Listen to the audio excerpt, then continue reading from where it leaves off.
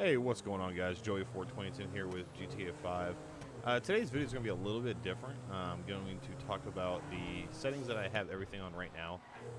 Right now I have the graphics set to the highest it'll go, Ultra. Everything is maxed out as far as I can go. Right now, using Shadow Play, my frame counter is running anywhere between 50 to 60 frames. This is 1080p at ultra settings. Motion blur is all the way up. Shadow is using the NVIDIA settings. I don't know if I really necessarily like this. I normally don't play with these settings. So let me just show you real fast these settings. I am using a Logitech. What is this? A Logitech F310 controller. It's compatible with any Windows computers, even Windows 8, and I believe Windows 10 too. Alright, so graphics, I go in here, right? So full screen, 1920 by 1080, which is 1080p, 60 hertz, aspect ratio is auto.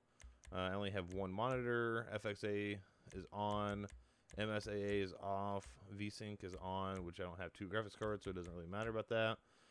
Population density is set to full, population variety set to full, distance scaling set to full, very high. As you can see, I'm not going to keep going into it, but as you can see, everything is set to the maxed out settings. This is the soft shadows I was talking about, is using the NVIDIA settings. Everything is set to ultra, motion blurs all the way up. Everything is set all the way up. If you look at the video memory, that is, I believe, the graphics card memory. I'm not too tech savvy. I'm not like Jace 2 Cents or Nerd Barnacles or anything like that. So I myself am not too tech savvy. But let's go ahead and run a benchmark and see. All right, so here we are. Alert: before running a benchmark test, the game will create a restore point. Once the benchmark test has ended, you will return to this point. Do you want to continue? Yes, I want to continue. It's going to go ahead and go into the loading screens and stuff like that. I'm going to put the controller down, and let's go into the benchmarks.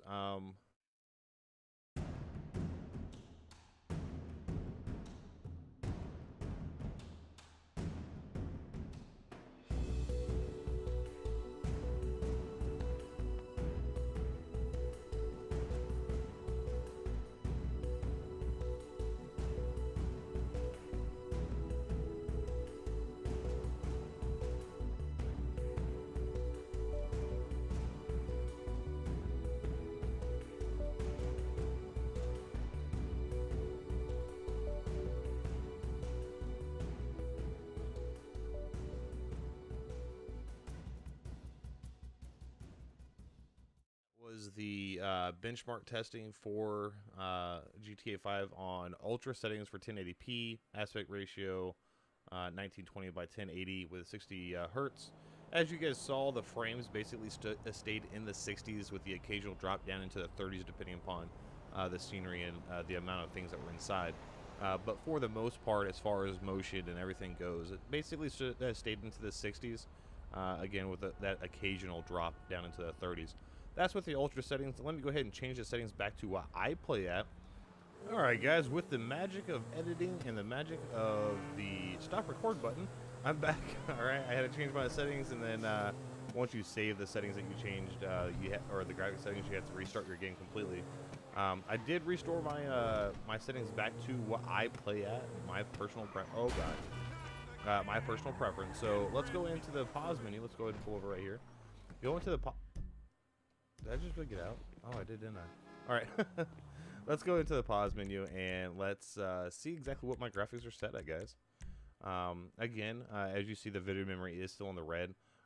It's not in the red too terribly like the 1080p on ultra settings was. It's not too terribly bad.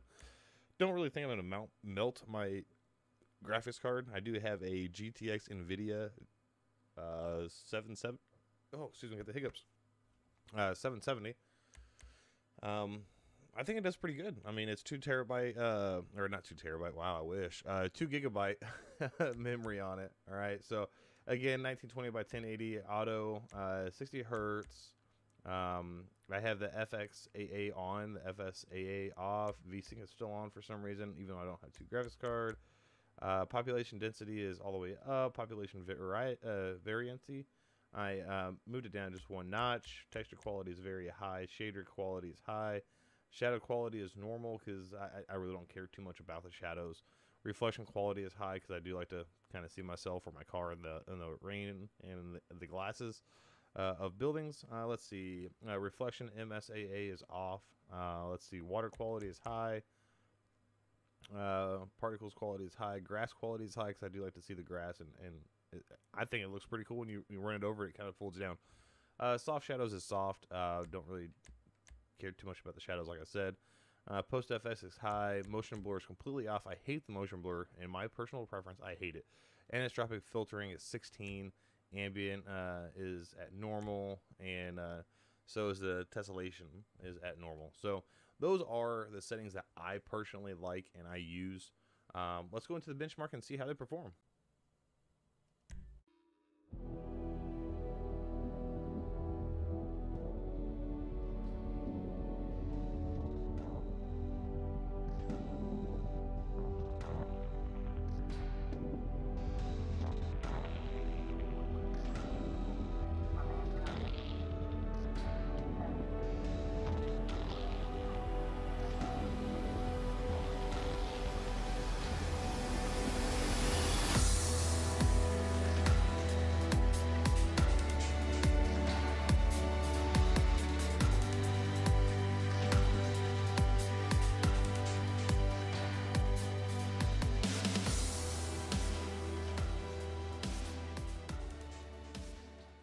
Alright guys, well there you have it. The benchmark showed that I did not really drop ever below 59, 60 frames.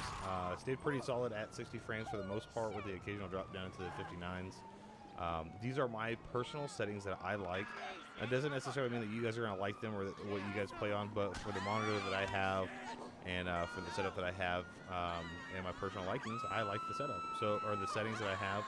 Let me know in the comment section below what you guys think of the settings that I have. As you can tell, there's no lag, there's no glitching, there's no flickering or anything like that. Oh my god, he just tried to pistol whip me.